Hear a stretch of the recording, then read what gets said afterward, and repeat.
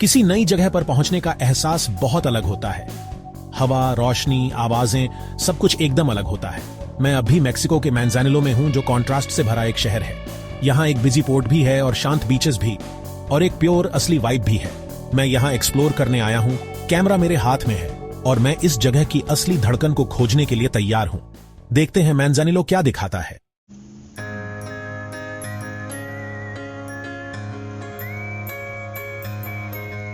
मैनजानिलो essentially दो शहरों की कहानी है जो एक में मिल गए हैं। एक तरफ यहां पर एक बहुत बड़ा इंडस्ट्रियल पोर्ट है। यह मेक्सिको का सबसे बिजी पोर्ट है। आप उन बड़े क्रेनों को देखिए, वे एक मैकेनिकल एलिगेंस के साथ मूव करते हैं, उन कंटेनरों को उठाते हुए जो दुनिया भर में ट्रैवल करते हैं। यहाँ हमेशा बहुत हलचल रहती है, एक पर्पसफुल इंडस्ट्रियल वाइब जो इस पूरे एरिया को ड्राइव करती है। यह इस शहर का इकोनॉमिक इंजन है, एक ऐसी जगह जिसका दुनिया के बाकी हिस्सों से एक रियल और कॉन्क्रीट कनेक्शन है। यह रफ है, लाउड है, लेकिन बिल्कुल फैसिनेटिंग भी है। यह इस शहर का धड़कता दिल है, और फिर बस कुछ कदम या एक छोटी ड्राइव और सब कुछ बदल जाता है। पोर्ट का शोर कम हो जाता है और आप खुद को एक बिल्कुल अलग दुनिया में पाते हैं। यह दूसरा मैनजानिलो है, एक ऐसा मैनजानिलो जिसमें अंतहीन सुनहरे रेत के बीच कोमल लहरें और हवा में लहराते हुए नारियल के पेड़ हैं। यह इस शहर का दूसरा पहलू है जो आपको धीमा होने, रिलैक्स करने और बस होने के लिए इनवाइट करता है। यहाँ परिवार पानी में खेलते हैं, मछुआरे चट्टानों से अपनी लाइनें फेंकते हैं और छोटे बीच साइड रेस्टोरेंट में ताजी पकड़ी गई मछलियां ग्रिल की जाती हैं। यह एक बिल्कुल अलग रिदम है, जीवन की एक अलग गति। यह ड्यूअलिटी ही मैनजानिलो को इतना अनोखा बनाती है। यह सिर्फ एक पोर्ट सिटी नहीं है, न ही यह सिर्फ एक बीच रिसोर्ट है। यह दोनों है, एक खूबसूरत और क्योटिक हार्मनी में साथ साथ मौजूद है। आप अपनी सुबह वर्ल्ड इकोनॉमी को काम करते हुए देखने में बिता सकते हैं और फिर अपनी दोपहर अपने पैरों को रेत में दबाकर पैसिफिक पर सूरज को डूबते हुए देखने में बिता सकते हैं। एक तरफ काम, प्रोग्रेस इंडस्ट्री है, दूसरी तरफ लेजर, फैमिली और यहाँ मौजूद नेचुरल ब्यूटी का मजा लेना है। यह बैलेंस ही इस शहर के कैरेक्टर को डिफाइन करता है, और यही वह कहानी है जिसे मैं बताना चाहता हूँ। एक कहानी की कैसे ये दो दुनियाएं एक साथ रहती हैं और यहाँ तक कि एक दूसरे को कॉम्प्लीमेंट भी करती हैं। कैसे पोर्ट की कड़ी मेहनत बीच पर आरामदेह जीवन शैली को सपोर्ट करती है, और कैसे यहाँ के लोग इन दोनों आइडेंटिटीज को नेविगेट करते हैं। मुझे लगता है कि मैनजानिलो की असली आत्मा क्रेनियों और नारियल के पेड़ों के बीच ही रहती है। ये उन मछुआरों में है जो अपनी पकड़ी गई मछली उन रेस्टोरेंट्स को बेचते हैं जो पोर्ट वर्कर्स को खाना खिलाते हैं। यह उन परिवारों में है जिन्होंने एक हफ्ते कड़ी मेहनत की है ताकि वे बीच पर संडे का मजा ले सकें। यह बैलेंस की कहानी है, और यह अभी शुरू होती है।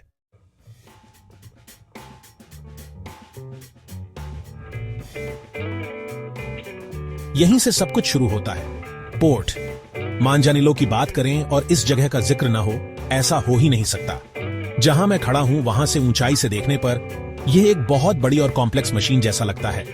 ये कंटेनर शिप तो सच में बहुत बड़े हैं। ये ऐसे लगते हैं जैसे साइड में लेटे हुए फ्लोटिंग स्काईस्क्रेपर्स हों, जो दुनिया भर से रंगीन बक्सों से भरे हों। इनका आना जाना लगातार लगा रहता है, चुपचाप बे में आते जाते रहते हैं। यहाँ आप चीन, जापान, अमेरिका से आए हुए जहाज देख सकते हैं। यह हमें साफ साफ याद दिलाता है कि यह शहर, जो मेक्सिको के पैसिफिक कोस्ट पर बसा है, ग्लोबल ट्रेड चेन का एक जरूरी हिस्सा है। ये सच में एक इंप्रेसिव नजारा है। इन्हें मैन्यूवर करते देखना बहुत खास है। ये बड़े बड़े जहाज छोटे छोटे टगबोट्स की मदद से कमाल की ग्रेस के साथ चलते हैं। ये एक धीमी और सोची समझी डांस है। टगबोट्स इन विशाल चीजों को डॉक के किनारे पर परफेक्टली पार्क करने के लिए धक्का देते और खींचते हैं, और यहीं से असली शो शुरू होता है। क्रेन, ये शानदार पीले रंग के जानवर जिंदा हो जाते हैं। उनकी आर्म्स जहाजों तक पहुंचती है और वे अद्भुत एक्यूरेसी के साथ कंटेनर्स को उठाते हैं। दूर से भी आप इस सब का वजन महसूस कर सकते हैं। हर बॉक्स की अपनी कहानी है। एक्सपोर्ट किया गया सामान, इंपोर्ट किए गए प्रोडक्ट्स। यह शहर की धड़कन है, यहीं मोशन में। इस ऑपरेशन का स्केल बस कमाल का है। मेरा मतलब है, यह सिर्फ एक बड़ा पोर्ट नहीं है, यह पूरे मेक्सिको का सबसे बड़ा और सबसे बिजी पोर्ट है।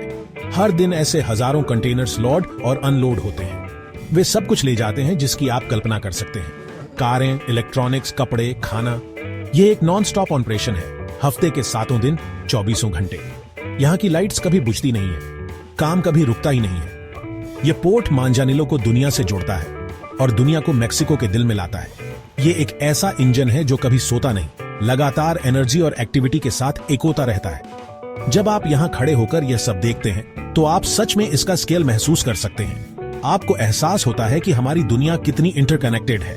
आपकी पॉकेट में फोन, जो शर्ट आपने पहनी है, आज सुबह जो कॉफी आपने पी, ये सब शायद ऐसी ही किसी जगह से गुजरे होंगे। यह सिर्फ एब्स्ट्रैक्ट इकोनॉमी नहीं है, यह रियल है, टेंजिबल है और मेरी आंखों के सामने हो रहा है।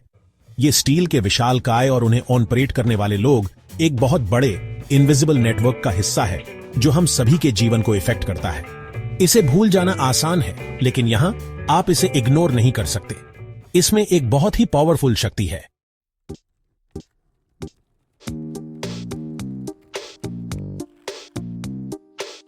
जब मैं पोर्ट की तरफ स्केट कर रहा था तो मुझे इंजन की आवाजें, मेटल के टकराने की आवाजें और पोर्ट वर्कर्स की बिजी ऑर्गेनाइज्ड आवाजें सुनाई दे रही थी। हवा में समंदर और डीजल की महक थी और हर तरफ लोग जल्दी जल्दी चल रहे थे। ये पोर्ट एक जीती जागती चीज है। ये परिवारों को पालता है, शहर को चीजें देता है और दुनिया भर में कहानियां फैलाता है। एक के बाद एक कंटेनर, एक वेल ऑयल्ड मशीन की तरह ग्लोबल ट्रेड के दिल को धड़कता रखता है। मानजानिलो सिर्फ एक पोर्ट नहीं है जहां बड़े बड़े कार्गो शिप आकर रुकते हैं। खाड़ी के ठीक आखिर में टाइम के साथ साथ वो कलरुगुल फिशिंग बोट्स आज भी सुबह सुबह निकलती हैं, एक ऐसी परंपरा को निभाते हुए जो पोर्ट से भी पुरानी है। यहां फिशरमैन और कार्गो शिप एक ही पानी को शेयर करते हैं। ग्लोबल इंडस्ट्री और लोकल हेरिटेज एक साथ मिलते हैं। यही कोएग्जिस्टेंस मानजानिलो को एक यूनिक रिदम और पर्सनालिटी देती है।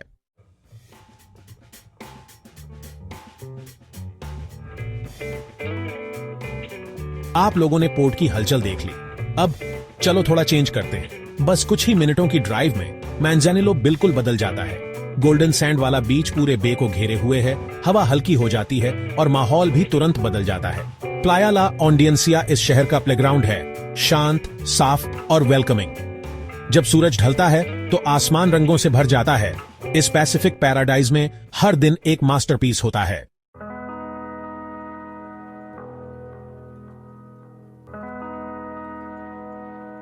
जब मैं इन बीचेस को एक्सप्लोर कर रहा था तो मैंने कुछ गॉसिप्स और कहानी सुनी। पता चला मैं पहला फिल्म मेकर नहीं था जो इस जगह के जादू में खो गया था। बिल्कुल नहीं, मानजानिलो कभी हॉलीवुड एलीट का सीक्रेट हाइडअवे था। ये एक परफेक्ट हाइडअवे था, लॉस एंजलिस से इतनी पास कि जल्दी पहुंचा जा सके, पर इतनी दूर भी कि ये एक अलग दुनिया लगे। स्टार्स यहां पेपाराजी से बचने और उन खाड़ियों के ऊपर बने प्राइवेट विला में रिलैक्स करने आते थे। ये अपने एक्सक्लूसिव ग्लैमरस चार्म के लिए जाना जाता था। सबसे फेमस कहानियों में से एक फिल्म 10 इंचेस के बारे में है, वही बो डेरेक और डडले मूर वाली। इस फिल्म का ज्यादातर हिस्सा यहीं शूट हुआ था। बो डेरेक का वो फेमस सीन जहां वो बीच पर जॉगिंग करती हैं, वो मानजानिलो के बीचेस पर शूट हुआ था। और वो लग्जरी रिजॉर्ट जहां वो रुके थे, लास हादास, आज भी मौजूद है। ये किसी ड्रीमलैंड जैसा दिखता है, व्हाइट वॉश विला और टावर्स के साथ, जो किसी मैक्सिकन रिजॉर्ट से ज्यादा एक ग्रीक विलेज लगते हैं। ये आर्किटेक्चर का एक अनोखा कमाल है जिसने मानजानिलो को वर्ल्ड रेपुटेशन दी। लास हादास के ग्राउंड्स में टहलते हुए आप उस ओल्ड हॉलीवुड ग्लैमर को महसूस कर सकते हैं। ये टाइम ट्रैवल जैसा है। आप लगभग इमेजिन कर सकते हैं कि मूवी स्टार्स पूल साइड पर रिलैक्स कर रहे हैं, कॉकटेल पी रहे हैं, प्राइवेसी और शानदार व्यूज का मजा ले रहे हैं। इस जगह की अपनी एक कहानी है। इसे एक बोलिवियन माइनिंग टाइकून ने बनवाया था जो दुनिया का सबसे फैंटेसी रिजॉर्ट बनाना चाहते थे और किसी तरह वो सफल भी हुए। ये लग्जरी और एस्केपिज्म का सिंबल बन गया जिसने मैक्सिको के इस शांत कोने में बहुत अटेंशन खींची। वो मानजानिलो के लिए एक सुनहरा समय था। लेकिन इंटरेस्टिंग बात यह है कि हॉलीवुड आया और चला गया, पर मानजानिलो ही रहा। ये पूरी तरह से एक टूरिस्ट सिटी नहीं बना। इसने उस शानदार पल को एब्जॉर्ब किया और फिर अपनी जिंदगी जीना जारी रखा। लास हादास का ग्लैमर अभी भी है, लेकिन ये बिजी पोर्ट और लोकल फिशिंग विलेजेस के एकदम बगल में है। इस शहर ने अपनी पर्सनैलिटी नहीं खोई, इसने बस अपनी पहले से ही कॉम्प्लेक्स स्टोरी में एक और लेयर ऐड कर दी। ये एक ऐसी जगह है जो एक मिनट हॉलीवुड स्टार्स को होस्ट कर सकती है और अगले ही मिनट लोकल फिशरमैन को वेलकम कर सकती है। और यही इस शहर का असली चार्म है।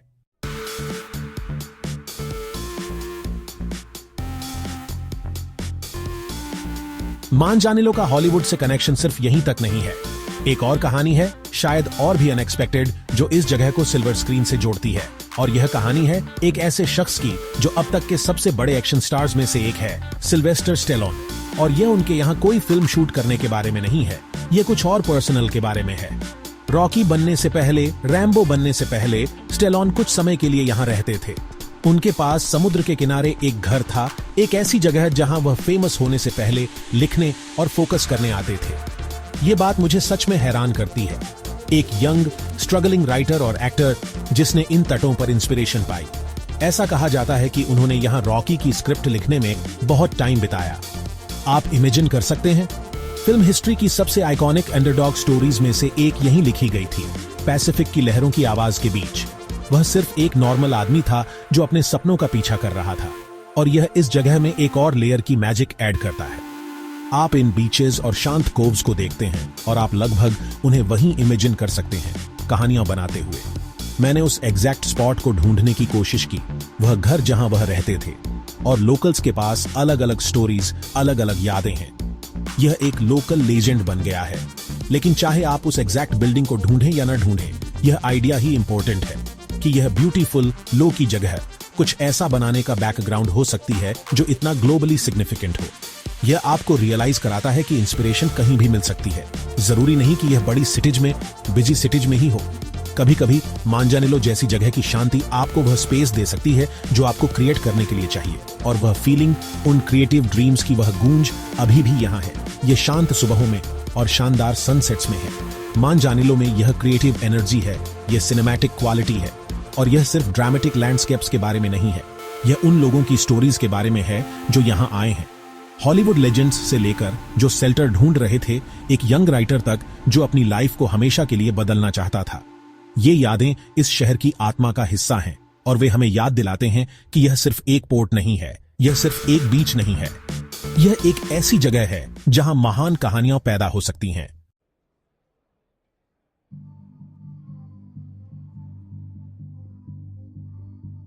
बीच से निकलकर मैं मंजानिलो के दिल में आ गया हूं, डाउनटाउन। डाउनटाउन एक वाइब्रेंट, कलरघुल और जीवंत गलियों का भूल भुलैया है। यहां लोकल लोग फुटपाथ साफ कर रहे हैं, बच्चे खेल रहे हैं, और वेंडर्स ताजा जूस बेच रहे हैं, जैसे हमारे साउथ की किसी भी मार्केट में होता है। गलियां संकरी हैं और उनके दोनों तरफ चमकीले रंग की इमारतें और हाथ से लिखे साइन बोर्ड हैं, जैसे पुरानी सोवियत फिल्मों में होते हैं। यह इस शहर की असली आत्मा है, असली, जीवंत और हर किसी के लिए खुली।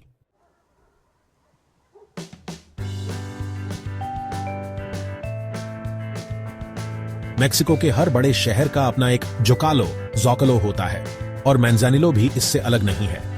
यह शहर का पब्लिक और कल्चरल सेंटर है, एक हरा भरा चौक जिसके बीच में एक क्लासिक कियोस्क है, और चारों ओर करीने से कटे हुए पेड़ और बेंच हैं। एक विशाल नीले रंग की सेलफिश की मूर्ति चौक में ऊंची खड़ी है, जो सूरज की रोशनी में चमक रही है। यह मैंजानिलो की शान का प्रतीक है।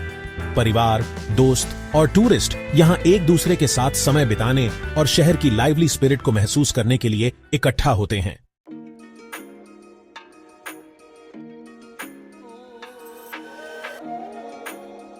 जैसे ही आप सेंट्रल प्लाजा से निकलते हैं, असली एडवेंचर शुरू हो जाता है।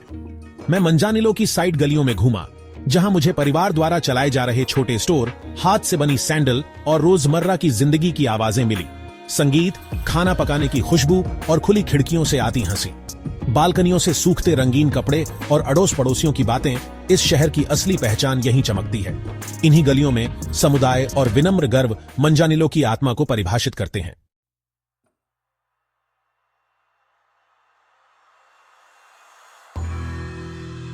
किसी जगह को सच में समझने के लिए उसकी क्विजीन को टेस्ट करना पड़ता है। मैंजानिलो में इसका मतलब है सी फूड, पैसिफिक से एकदम ताजा, रस्टिक रमाडा में बना हुआ, $1 मिलियन व्यू के साथ। मैंने सेविचे ऑर्डर किया, ब्राइट, टैंगी और अनफॉरगेटेबल। ये सूरज का स्वाद है, समंदर की महक है, और एक शहर का स्वाद है जो समंदर पर ही टिका है। यहां हर मील एक फीस्ट है, प्योर, सिंपल, फिर भी परफेक्ट।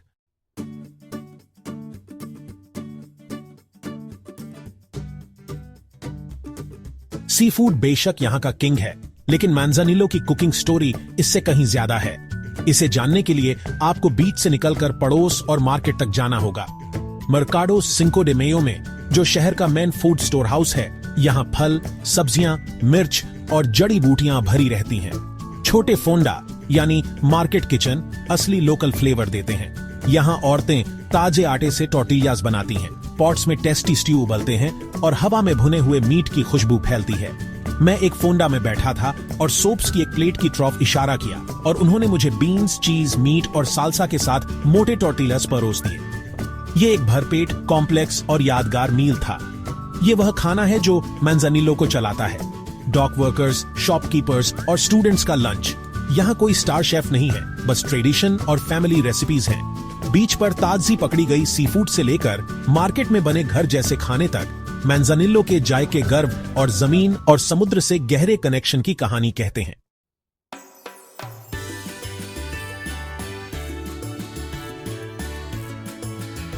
यहां लोकल खाने के बारे में जानने का सबसे बढ़िया पार्ट यहां के लोग हैं। खाना दूरियों को मिटाता है। साथ में खाना खाने का मतलब है एक बढ़िया पल शेयर करना। छोटी दुकानों में भाषा की कोई रुकावट नहीं होती। मुस्कुराहट और टेस्टी खाना खुद में ही सबसे अच्छी भाषा है। एक परिवार अपनी दादी से मिली रेसिपीज की कहानियां शेयर कर रहा है। गली के कोने में एक टैको अल पास्टर बेचने वाला कैमरे की तरफ देखकर मुस्कुरा रहा है। उसे अपने काम पर गर्व है। जुड़ाव के ये पल भाषा से ऊपर है। मांजानिलो के चेहरे, मछुआरे, वेंडर, पोर्ट वर्कर यहाँ के लैंडस्केप की तरह ही इसकी कहानी का पार्ट है। यह एक ऐसा शहर है जो लचीलेपन और गर्मजोशी से भरा है। मुझे जो सबसे ज्यादा याद रहेगा वो सिर्फ बीच या सनसेट नहीं, बल्कि वे लोग हैं जिन्होंने मेरा वेलकम किया और मेरे साथ अपनी दुनिया शेयर की। वे ही मांजानिलो का असली स्वाद हैं।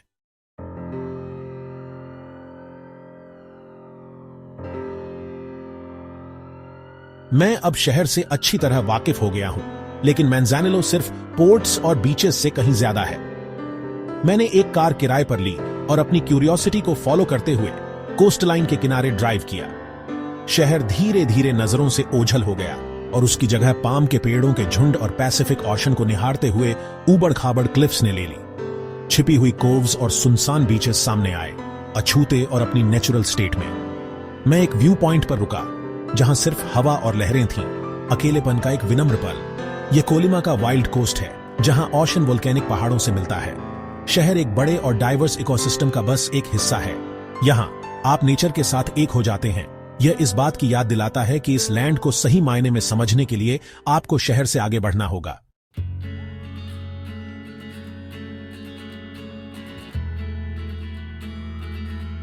देहाती रास्ते मुझे अंदर तक ले गए, सीधे जंगल में।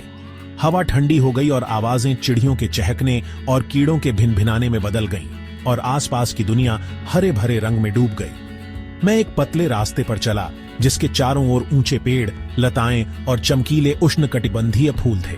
लीफ कटर चींटियां एकदम सही लाइन में थीं। एक छोटी सी दुनिया जो हमारे बगल में फल फूल रही थी। जंगल के अंदर एक छिपा हुआ झरना एक साफ कुंड में गिरता है, जैसे कोई गुप्त पवित्र स्थान हो। ये जगहें आपको किसी टूरिस्ट गाइड में नहीं मिलेंगी। इन्हें ढूंढने के लिए आपको थोड़ा भटकना पड़ता है। यहाँ का जंगल उतना ही जरूरी है जितनी कि यहाँ की नदियां, दोनों ही मैंजानिलो के कुदरती अजूबों का हिस्सा है। यहाँ खड़े होकर आप समझते हैं कि जंगल और समुद्र का स्वास्थ्य कैसे आपस में जुड़ा हुआ है, साथ मिलकर एक नाजुक और सुंदर सिस्टम बनाते हैं।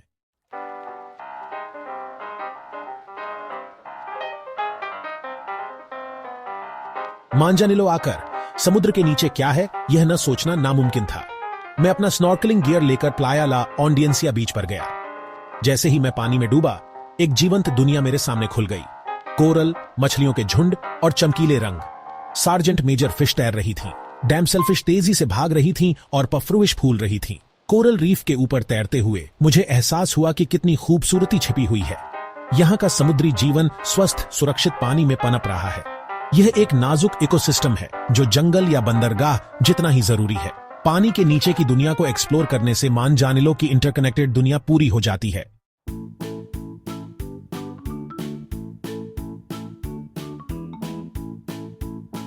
मांजानिलो में मेरा समय बालकनी से ही शुरू हुआ और वहीं खत्म भी हुआ, प्रशांत महासागर में सूरज को डूबते हुए देखते हुए। इस शहर के कंट्रास्ट, पोर्ट और बीच, रफनेस और खूबसूरती, ये सब एक ही कहानी का हिस्सा है। यहाँ सब कुछ आपस में जुड़ा है। पोर्ट की कड़ी मेहनत, टेबल पर सी फूड और शहर के बाहर की वाइल्ड नेचर। मांजानिलो कभी भी दिखावा करने की कोशिश नहीं करता। उसे खुद पर गर्व है। असली खजाना यहाँ के लोग हैं, उनकी मुस्कान, उनका गर्व, उनकी कहानियां। ये सफर शहर की परतों को जानने के लिए था, एक ऐसी जगह खोजने के लिए जिसमें जान हो।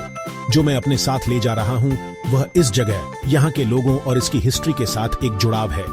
मानजानिलो ने मुझे सिखाया कि सबसे अच्छी कहानियां हमेशा वहीं होती हैं जहां आप सबसे कम उम्मीद करते हैं। यह एक खास जगह है और मुझे खुशी है कि मैंने इसे देखा।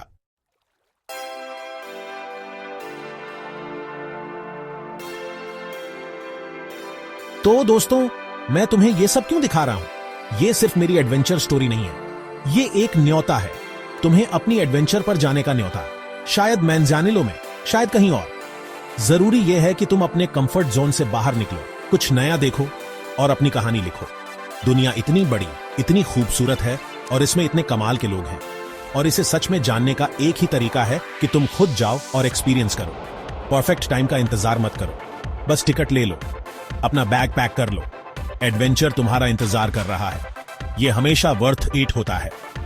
मैं तुम्हें प्रॉमिस करता हूं, अगर तुम मेक्सिको के इस कोने को एक्सप्लोर करने के लिए इंस्पायर हुए हो या कोई और जगह, तो मैं तुम्हारी मदद करना चाहता हूं ताकि तुम इसे कर सको। मैंने अपनी वेबसाइट kc.com पर कुछ लिंक्स डाले हैं। वहां तुम्हें एक्सपीडिया और एयरबीएनबी के साथ मेरी खास ट्रैवल डील्स मिलेंगी जो तुम्हारी शुरुआत को आसान बना देंगी।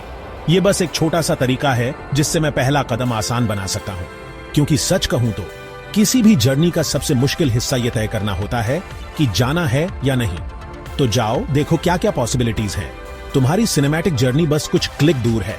एक्सप्लोरेशन यहीं खत्म नहीं होना चाहिए। मानजानिलो की ये ट्रिप मेरी चल रही बड़ी एडवेंचर का सिर्फ एक हिस्सा है, जिसका मकसद मेक्सिको की सभी अमेजिंग स्टोरीज को खोजना है।